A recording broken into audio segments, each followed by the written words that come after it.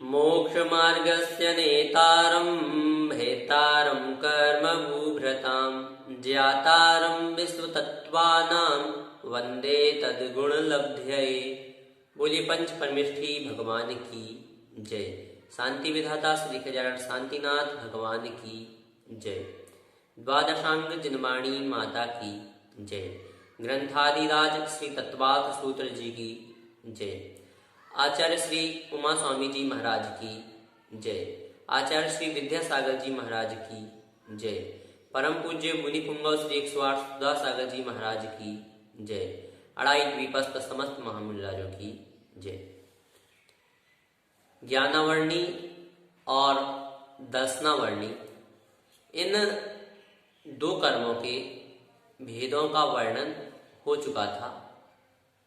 पश्चात आज हम जो आगे के कर्म हैं उनके भेदों का वर्णन पढ़ेंगे।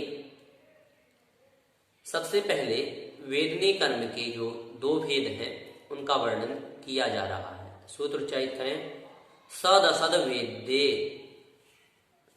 पदच्छेद होगा सत असत वेद्ये। जो यहाँ उच्चारण होगा वह इस प्रकार होगा, स दसद वेद्ये, अर्थात सा को अलग से पढ़ना है, फिर दसद और फिर वेद ए। वा जो है वेद्ये में वा में एक ही मात्रा है और साथ में दा का उच्चारण करना है, वेद ए। इस प्रकार से अर्थ होगा सत अर्थात साता और असत अर्थात असाता। यह दो वेद्य अर्थात वेदनी कर्म के भेद हैं। संपूर्ण अर्थ होगा साता और असाता। यह दो वेदनीय कर्म के भेद हैं। साता वेदनी किसे कहते हैं? तो जो सुख को उत्पन्न कराता है, जो शारीरिक और मानसिक सुख देता है, वह साता वेदनीय है। अथवा जिस कर्म के उदय से शारीरिक या मानसिक सुख प्राप्त होता है वह साता वेदनी है। और असाता वेदनी, तो असाता वेदनी उसका विपरीत है, अर्थात जिस कर्म के उदय से नाना प्रकार के दुख मिलते हैं, दुख उत्पन्न होते हैं, वह असाता वेदनीय है। इस प्रकार से यहाँ वेदनी कर्म के दो भेदों का कथन किया गया।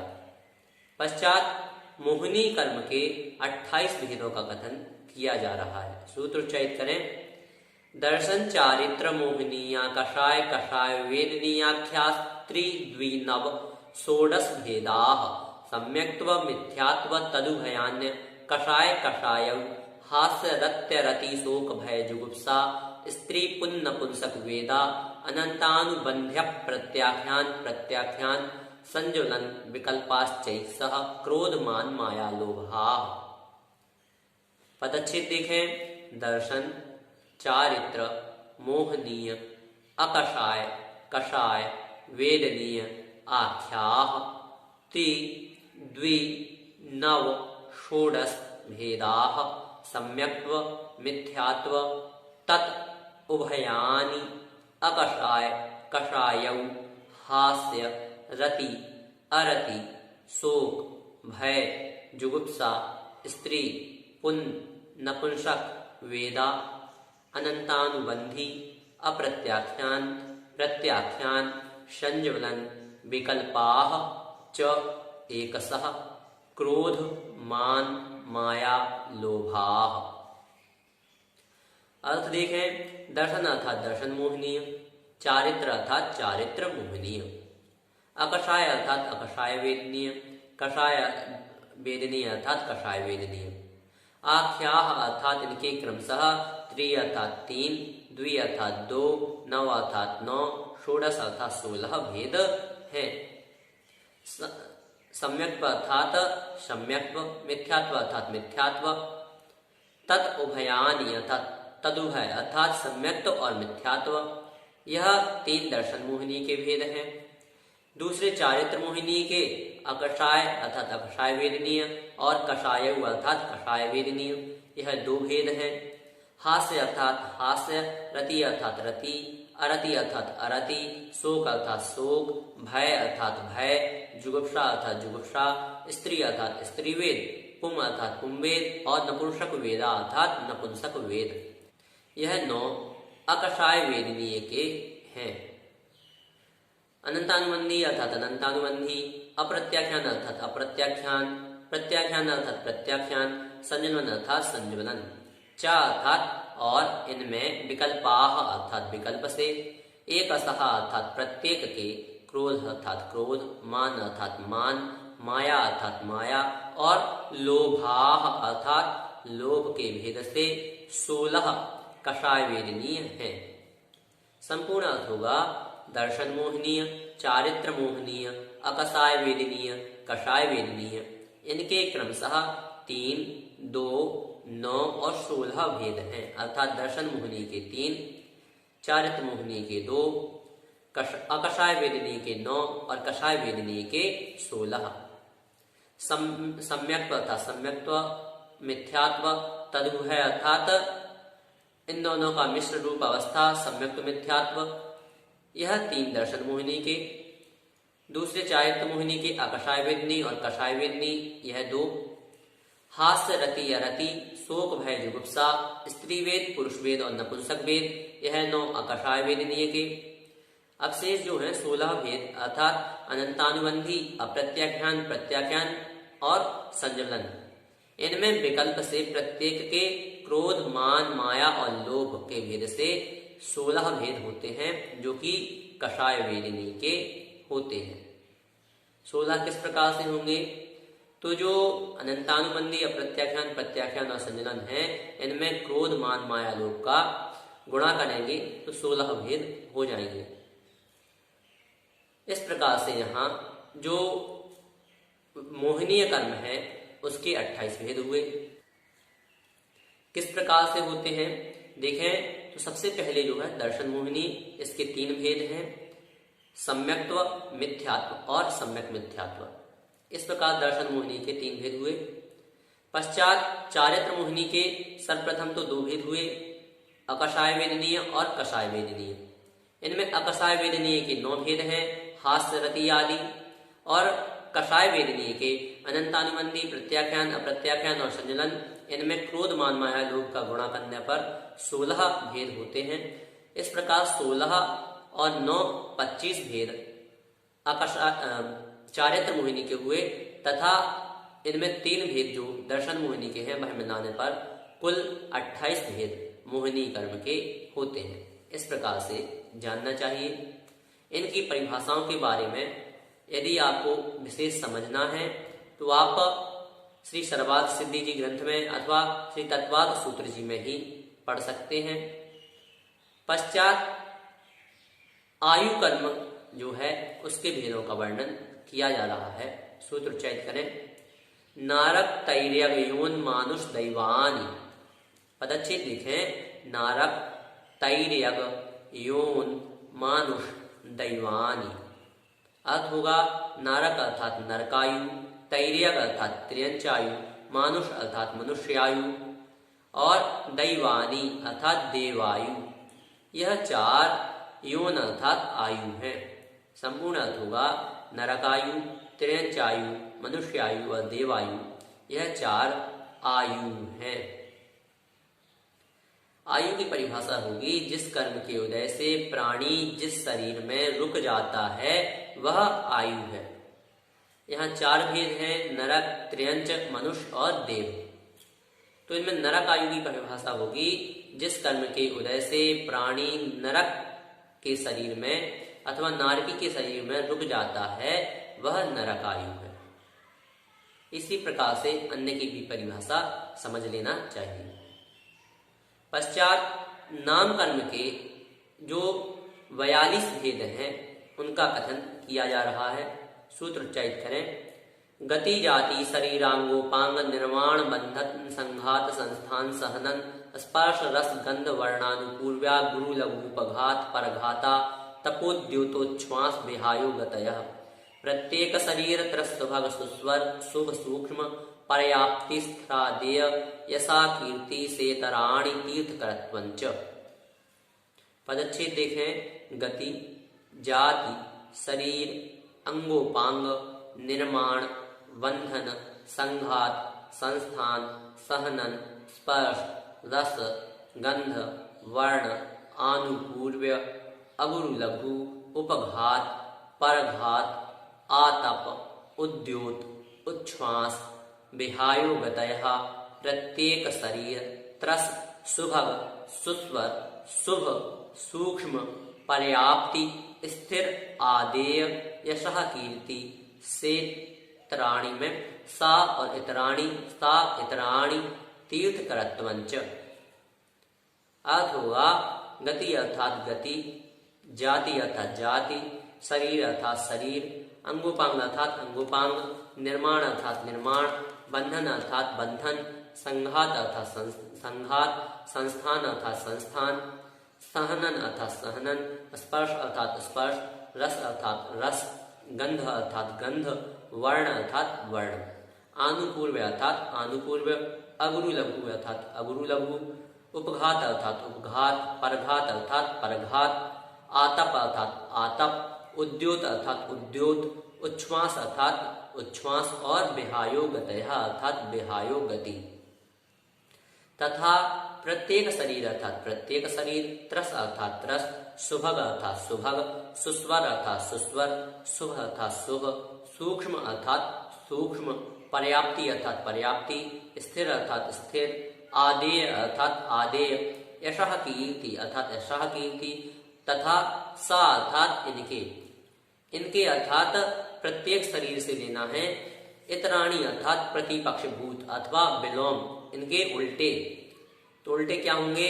साधारण शरीर, त्रस का स्थावर, सुभग का दुर्भग, सुस्वर का दुष्वर, शुभ का अशुभ, सूक्ष्म का स्थूल, पर्याप्ति का अपर्याप्ति, स्थिर का अस्थिर, आदेय का अनादेय, यशः कीर्ति का अयशः कीर्ति। इस प्रकार से यह 10 चा अर्थात और तीर्थकरत्व अर्थात तीर्थकरत्व, यह 42 भेद नामकरण के होते हैं। यहाँ जो तीर्थकरत्वञ्च यह पद है, यहाँ तीर्थंकर नहीं पढ़ना है, यहाँ तीर्थकर, तीर्थकर इस प्रकार से उच्चारण होगा, तीर्थकरत्वञ्च। संपूर्ण अर्थ होगा गति, जाति, शरीर, अंगोपांग, निर्माण, बंधन, संघात, संस्थान, सहनन, स्पर्श, रस, गंध, वर्ण, आनुपूर्व्य, अगुरु लघु, उपघात, परघात, आतप, उद्योत, उच्छ्वास और विहायोगति, तथा प्रत्येक शरीर, त्रस, सुभग, सुस्वर, शुभ, सूक्ष्म, पर्याप्ति, स्थिर, आदेय, यशः कीर्ति, तथा इनके उल्टे। इनके उल्टे में प्रत्येक शरीर से तो साधारण शरीर, स्थावर, दुर्भग, दुस्वर, अशुभ, स्थूल, अपर्याप्ति, अस्थिर, अनादेय, अयशः कीर्ति।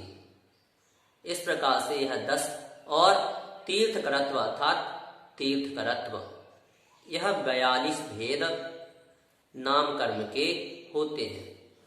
नाम कर्म के 2 प्रकार से भेद किए जाते हैं, एक तो पिंड रूप से और दूसरे अपिंड रूप से। पिंड रूप से तात्पर्य होता है किसी एक संयुक्त वस्तु को एक पिंड रूप से कह देना। जैसे कहा 4 गति, तो यह हुआ अपिंड रूप से, और पिंड रूप से होगा गति, अर्थात गति कहने मात्र से चारों गतियों का ज्ञान हो गया। तो यह क्या है? यह पिंड रूप है। अपिंड रूप में कहेंगे नरक गति, त्रियंच गति, मनुष्य गति और देव गति, यह 4 गति है। तो इस प्रकार से यह अपिंड रूप। तो पिंड रूप से जो हमने भेद पढ़े वह 42 जो पढ़े वह यही है। अपिंड रूप से अब हमें देखना है, अपिंड रूप से भेद जो है 93 होते हैं, वह किस प्रकार से होते हैं। साथ साथ हम परिभाषा को भी देखते जाएंगे। गति, इसके 4 भेद हैं। गति की परिभाषा होगी जिस कर्म के उदय से प्राणी दूसरे भाव या पर्याय को जाता है उसे गति नाम कर्म कहते हैं। इसके 4 भेद हैं, नरक, त्रियंच, मनुष्य और देव। द्वितीय है जाति। जाति की परिभाषा होगी जिस कर्म के उदय से अनेक प्राणियों में अविरोधी समान अवस्था प्राप्त होती है उसे जाति कर्म कहते हैं। इसके 5 भेद हैं। एक इंद्रिय जाति, द्विइंद्रिय जाति, त्रिइंद्रिय जाति, चतुरिंद्रिय जाति और पंच इंद्रिय जाति। परिभाषा आपको समझ में आ गई होगी कि जो समान अवस्था अर्थात एक इंद्रिय में जितने भी जीव हैं वह समान इंद्रियों की अपेक्षा से समान हैं। दो इंद्रिय में दो इंद्रिय की अपेक्षा से सभी समान हैं। इस प्रकार से पश्चात है शरीर। शरीर की परिभाषा होगी जिस कर्म के उदय से प्राणी के शरीर की रचना होती है उसे शरीर नाम कर्म कहते हैं। इसके 5 भेद हैं।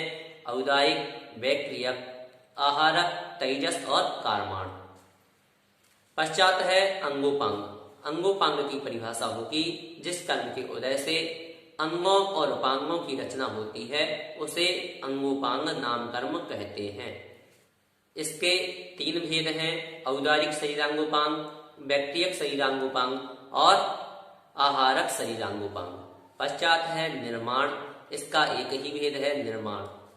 निर्माण की परिभाषा होगी जिस कर्म के उदय से अंगोपांग की यथास्थान और यथा प्रमाण रचना होती है वह निर्माण नाम कर्म है। अर्थात किस प्रकार से कितनी रचना होना है। जैसे जो एक स्वस्थ व्यक्ति है जिसके अंगोपांगों की रचना पूर्ण रूप से अच्छे से की गई है तो उसके नाक कितनी होगी, उसके कान कितना है, आंख कितनी होगी। अथवा जिसके अंगोपांग विकृत हैं तो उसके कितना अंगोपांग विकृत होना है। तो यह सब जो कार्य है यह निर्माण नाम कर्म का है। पश्चात है बंधन।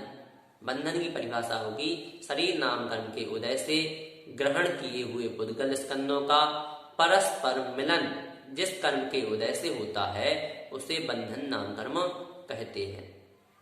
इसके 5 भेद हैं। औदारिक बंधन, वैक्रियक बंधन, आहारक बंधन, तेजस बंधन और कारमाण बंधन। पश्चात है संघात। इसके भी 5 भेद हैं जो औदारिक, वैक्रियक, आहारक, तेजस और कारमाण।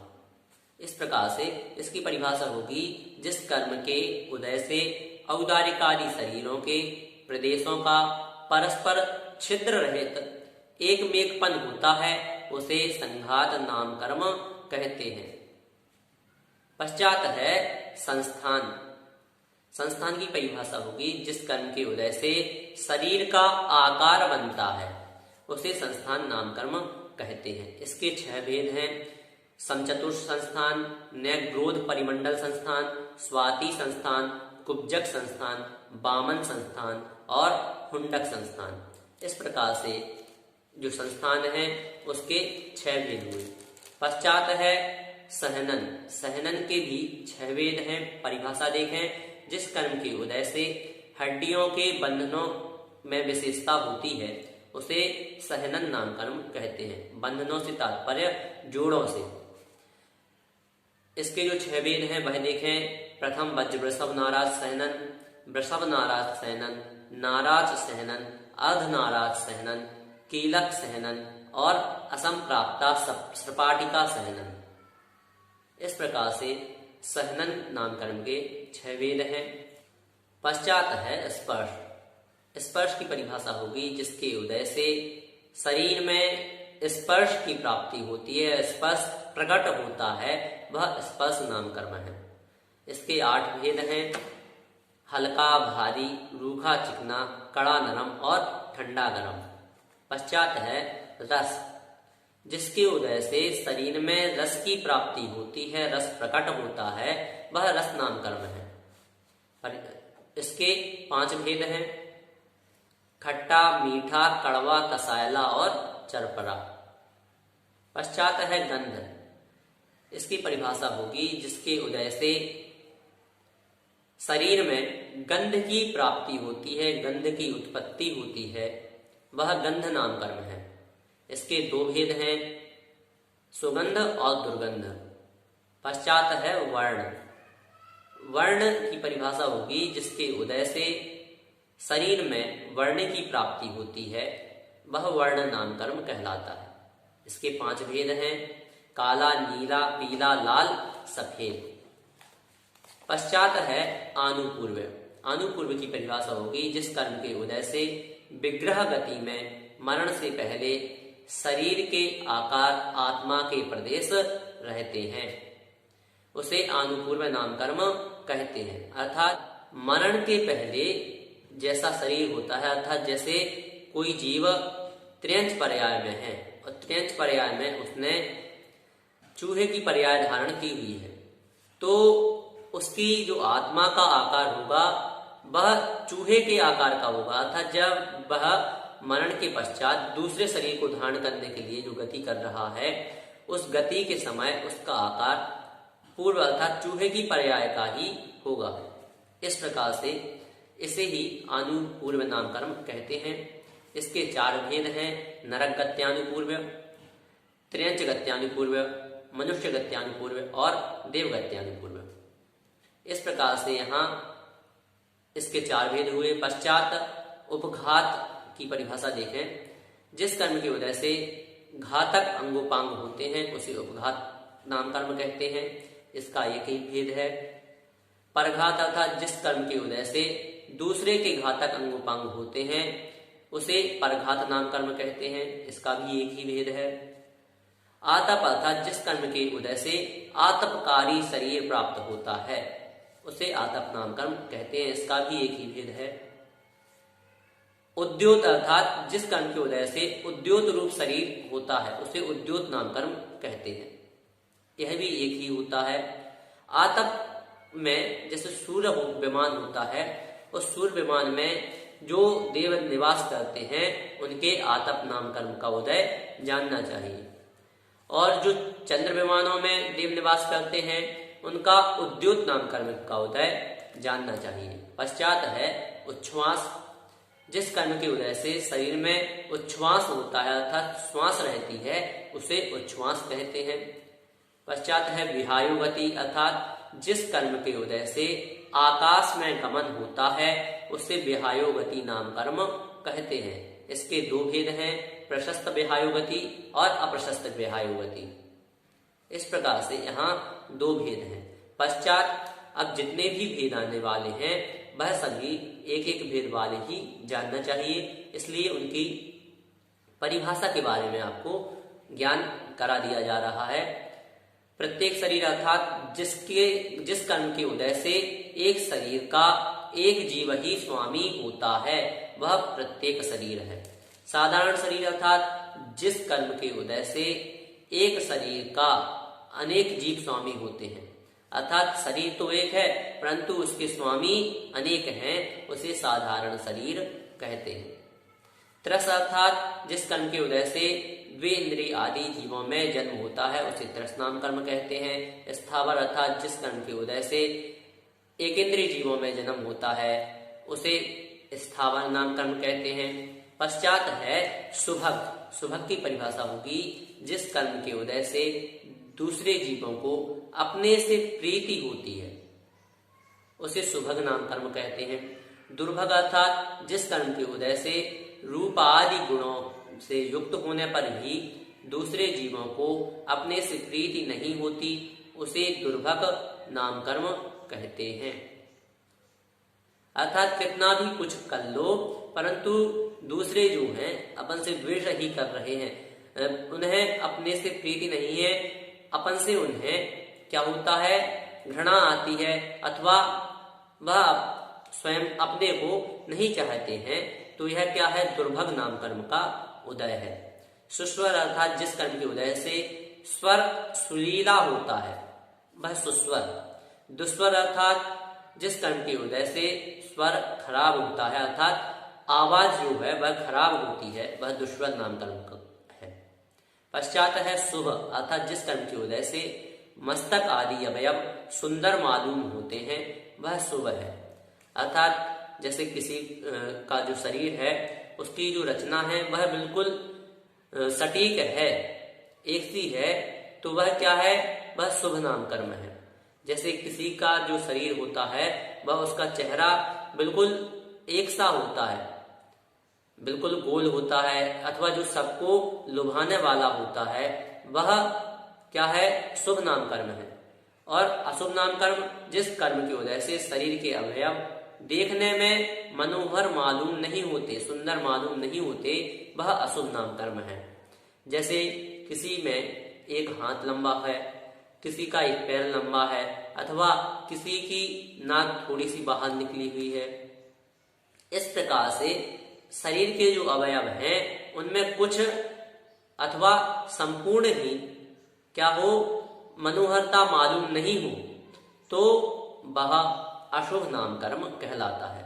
सूक्ष्म अर्थात जिस कर्म के उदय से दूसरों को नहीं रुकने वाला और दूसरों से नहीं रुकने वाला सूक्ष्म शरीर प्राप्त होता है, वह सूक्ष्म शरीर नाम कर्म है।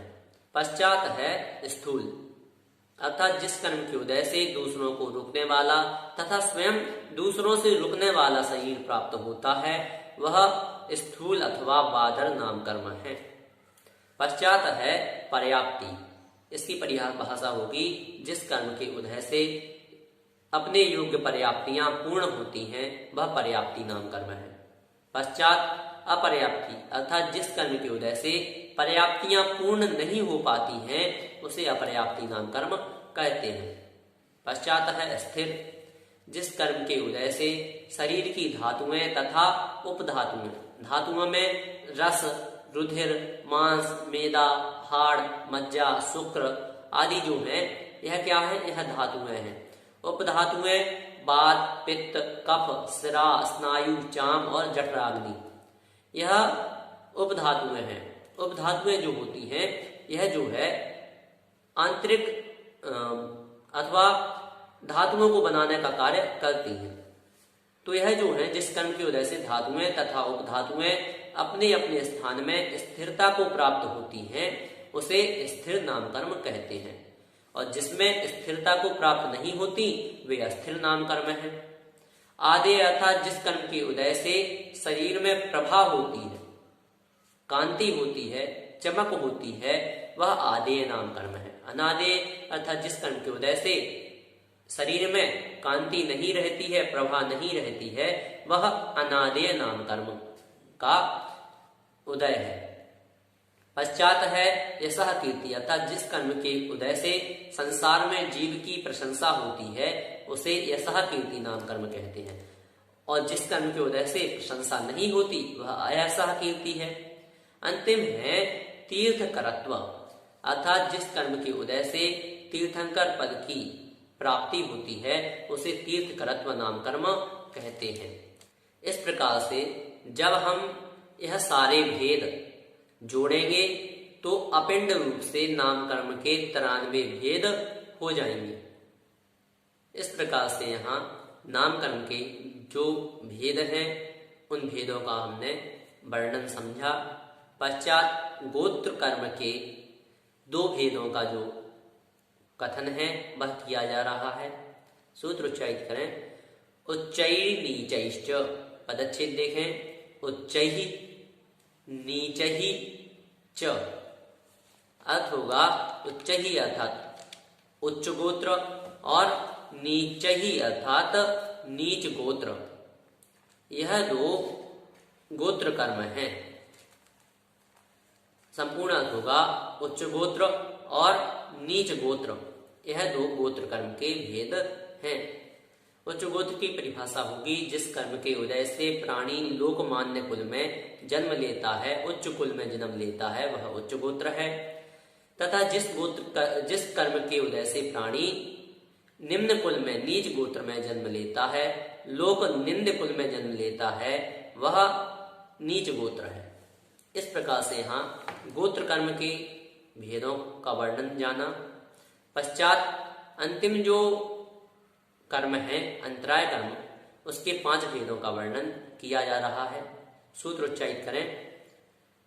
दान लाभ भोगोपभोग वीर्याणाम, पदच्छेद देखें। दान लाभ भोग उपभोग वीर्याणाम,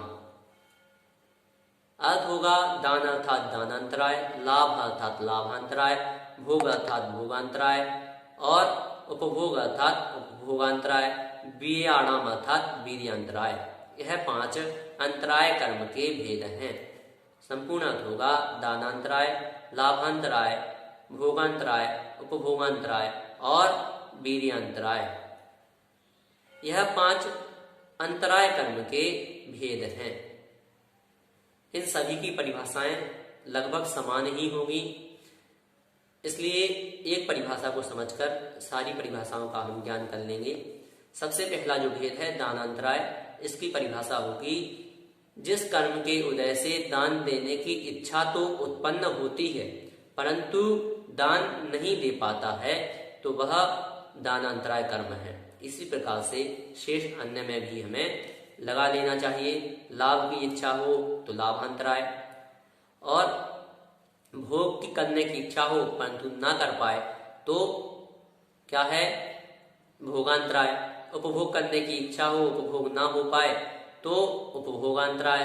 और बल अर्थात शक्ति की इच्छा है, शक्ति प्रकट करने की इच्छा है परंतु शक्ति प्रकट ना हो तो वह वीर्यांतराय। इस प्रकार से यहाँ 5 अंतराय कर्मों का वर्णन किया गया। आज हमने 6 सूत्रों को पढ़ा। सदसद वेद्ये दर्शन चारित्र मोहिनीया कषाय कषाय वेदनीयाख्यास्त्रिनव षोडश भेदाः सम्यक्त्व मिथ्यात्व तदुभयान्य कषाय कषायौ हास्यरत्यरति शोक भय जुगुप्सा स्त्री पुण्य पुंसक वेदा अनंतानुबंध्य प्रत्याख्यान प्रत्याख्यान संज्वलन विकल्पाश्चैक्षः क्रोध मान माया लोभा नारक तैर्य योन्मानुष दैवानि गति जाति शरीरांगोपांग निर्माण बंधन संघात संस्थान सहनन स्पर्श रस गंध वर्णानुपूर्व गुरु लघुपघात परघाता तपोद्योतोच्छ्वास विहायो गतयः प्रत्येक शरीरत्र सुभग सुस्वर शुभ सूक्ष्म पर्याप्ति स्थिरादेय सा कीर्ति सेतराणि तीर्थकर्तृंच उच्चैर नीचैश्च दान लाभ भोगोपभोग वीर्याणाम। इस प्रकार से आज हमने क्रमशः ज्ञानावर्ण और दशनावर्ण कर्म को छोड़कर शेष जो 6 कर्म हैं, वेदनीय, मोहनीय, आयु, नाम, गोत्र और अंतराय, इनके भेदों का ज्ञान किया। यदि इस संदर्भ में आपकी कोई जिज्ञासा है तो आप हमें भेज सकते हैं। आप हमें YouTube चैनल पर ही कमेंट के माध्यम से बता सकते हैं अथवा हमारे WhatsApp नंबर पर भी आप हमें अपनी जिज्ञासाएं भेज सकते हैं। जय जितेंद्र।